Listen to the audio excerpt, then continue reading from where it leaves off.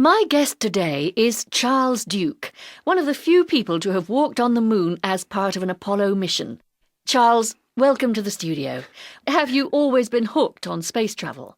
Quite frankly, as a kid, it had never entered my head. There wasn't even a space program when I was young, so there weren't any astronauts. What about science fiction films at the cinema? Well, I'd seen them. Of course, I used to wonder what space travel might be like, but it was never what you might describe as a fascination, if you follow me. So, how did it all come about? It was at the Naval Academy. Oh, not in the Air Force? No, but I was a Navy pilot. I had fallen in love with planes and nothing else would do.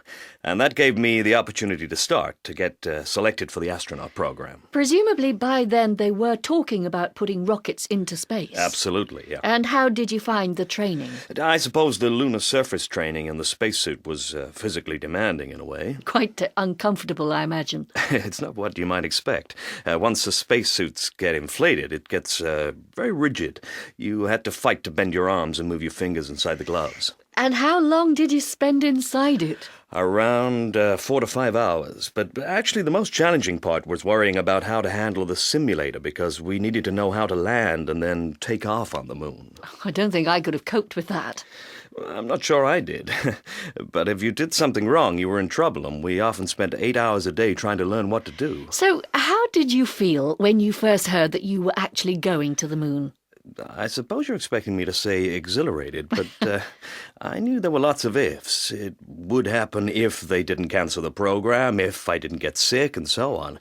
So I stopped doing all the dangerous sports I was involved in. So you knew you had one chance, and if you blew it, you wouldn't get another. That just about sums it up. And when you eventually got there, what impact did it have on you, landing on the moon, I mean?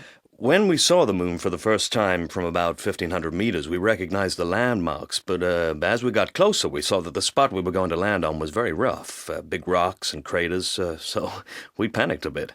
And the more we tried to maneuver and the closer we got, the more moon dust we blew out. But you landed safely? Eventually, yeah.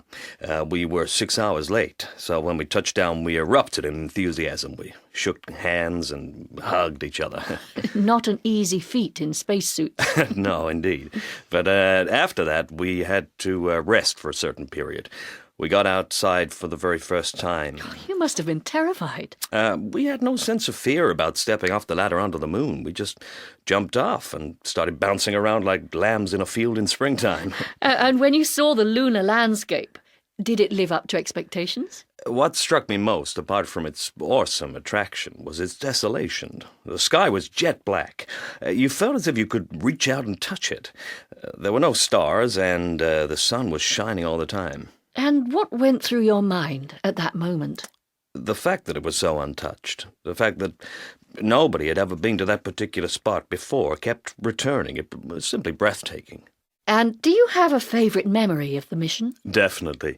It was the thing that we did during the last moonwalk. We were about 6 kilometers or so from the base, and on the edge of a big crater 100 meters deep. We had to be careful as we walked along the ridge because one slip would have been dangerous. Suddenly we saw this huge rock. It was a long way off, and there are no people or cars to judge distances or give you any sense of scale. But you managed to get down to it? Eventually. It was enormous. The biggest rock anybody had ever touched on the moon. I had a hammer and I hit a chunk of it, and it came off in my hand, a piece the size of a small melon. A different kind of souvenir. So, do you think we should go back? What's the reason for investing all this time and money in the space race anyway? Oh, it's the prime place for a scientific base.